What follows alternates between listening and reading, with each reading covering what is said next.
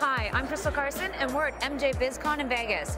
We're with Jordan from Agnetix, and this is what a conversation that's really important to talk about is the operations, the picks and shovels, and the technology that's driving all of cannabis cultivation that in the end is the profits. So one of the things that people are so excited about is technology, but the energy that it takes to run the technology is really impactful on our environment and on our bottom line.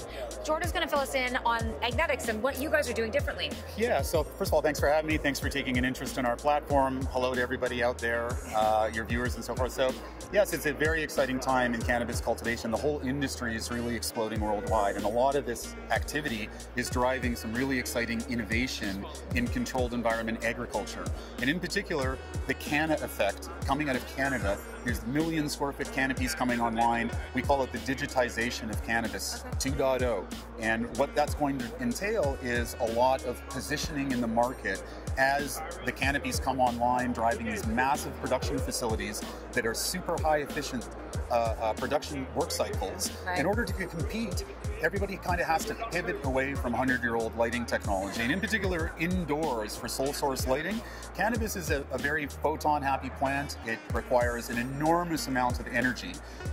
As I was mentioning earlier, the Colorado Energy Trust, independently, as Colorado is one of the trailblazing states, so to speak, to bring cannabis into the legal realm statewide.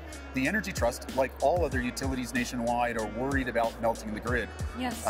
Currently, 1% of the entire U.S. grid is driving cannabis production as sole source lighting. In California and Colorado, it may be as high as 3%. That's insane. Okay, so you gave me a stat about how much energy does it take? 1,200 kilowatt hours of energy for every pound of dried cannabis flower, according to the Colorado Energy Trust last year. Okay, so wow. Follow the math through. If you're paying 10 cents per kilowatt hour, which is an average commercial power cost, okay, before you even pull in the parking lot, it's $125 a pound in just energy to put light on the plants to produce that cannabis output. So high efficient lighting is going to be the only way for indoor producers and even greenhouse producers that are leveraging the sun. They need supplemental lighting in order to be able to deliver the moles to the plant, to be able to produce the outcome that's predictable and repeatable, because you can't rely on the sun 24/7 to get the daily light interval. So then what does your lighting do? So this is a great innovator that came out of retirement for this. So That's right. What are you guys doing? So we have 3 lights. They're all 1,200 watt fixtures. These are the most powerful and efficient horticulture lights ever built. And there's a number of reasons for that. So you mentioned our Chief Technology Officer, Dr. Igor Lis, is actually a world-renowned pioneer in LED lighting. Okay. He, in 1997, so he's a PhD electrical and computer engineer. Yep. He founded a company in 1997 called Cannabis, which was the world's first LED company. They have thousands of installations all over the world. The Empire State Building, the Bay Bridge, the London Eye, every nightclub you've ever been to is an example. In Vegas?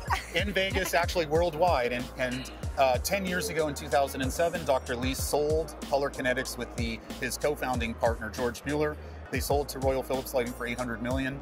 Igor retired, and that was the end of it, so we thought. But one of the things he recognized, because Igor actually has over 150 patents in intelligent digital lighting. Oh, wow. His original design for intelligent digital lighting that drives every LED in the world today, your phone, your TV, horticulture lights, any application that you see LEDs, his original power core technology is in the Smithsonian next to Edison's light bulb and Alexander Graham Bell's telephone. Yeah. So there's quite a bit of innovation and expertise that he's brought now to the horticulture world. Okay. And one of the things we looked at was the efficiency of power supply and driver architecture, which is what converts energy to light. Okay. We benchmarked that and then moved the stick out even further.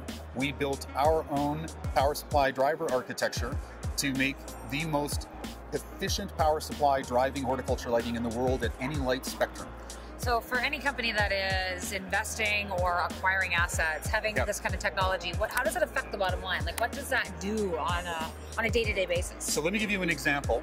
If you were to look at the gorilla of the industry when cannabis was still in the shadows, and even now we are looking at some of the state-of-the-art facilities coming online, they're still putting up 100-year-old Edison-era high-pressure sodium lights that are really, really inefficient at delivering photosynthetic active radiation to the plants. Let me quantify that for you. So if you take a 1,000 watt high pressure sodium light that's normally used for cannabis cultivation, only 38% of the light emitted from that light is delivered to the plant as useful for photosynthetic active radiation. Let that sink in. So 38%. that's exactly right. So fully 72% or whatever that works out to be, or 73% of the light that's going that you perceive isn't useful to the plant. It's actually waste heat energy that's being put into the chamber. So oh wow, okay, so now you're talking about cooling, you're talking about environment, overheating, all of that. So then so what do you guys emit? Well, we have a water cooled light.